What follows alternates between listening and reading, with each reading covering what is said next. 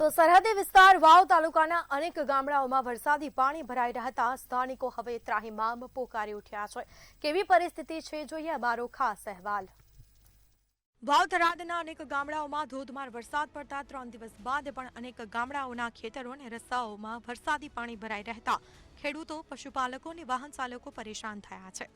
વરસાદી પાણી સ્થિર રહેતા સ્થાનિકોને રોગચાળો વધવાનો ભય સતાવી રહ્યો છે।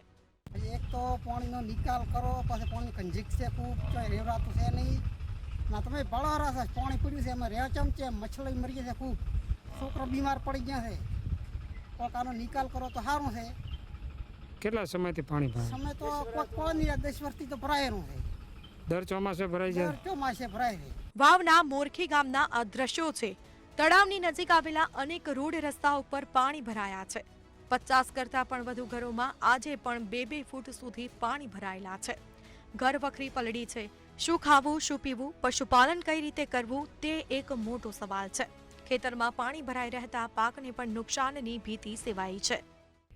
પાણી આવવાથી બધાના ઘરોમાં દલિતવાસ, રબારીવાસ, વાલ્મીકીવાસ, પંડ્યાવાસ, રાઠોડવાસ, પરમારવાસ આ બધામાં રાવળવાસ આ બધામાં પાણી ભરાઈ ગયા છે। લોકો ખેતરમાં તથા નિશાળમાં અમુક ઊંચાણવાળી જગ્યાએ જતા રહેલ છે અને વધુ વરસાદ આવવાથી ગઈ સાલના વરસાદની તળાવ ભરેલ હોવાથી માછલીઓ બારી નીકળી ગઈ છે અને માછલીઓ મરી ગઈ છે ખૂબ।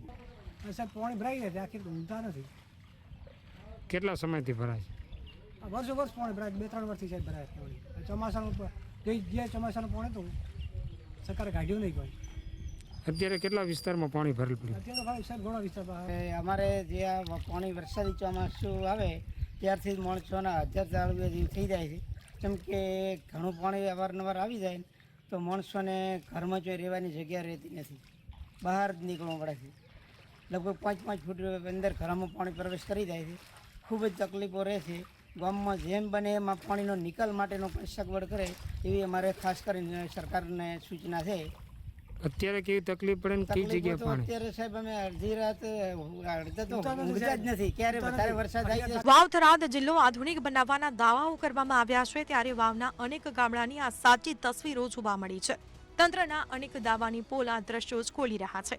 ત્યારે હવે જોવાનું એ રહ્યું કે આવા અનેક ગામડાની સ્થિતિ સુધારવા તંત્ર ક્યારે મેદાનમાં આવશે। પ્રકાશ ત્રિવેદી, મંતવ્ય ન્યૂઝ, વાવ થરાદ।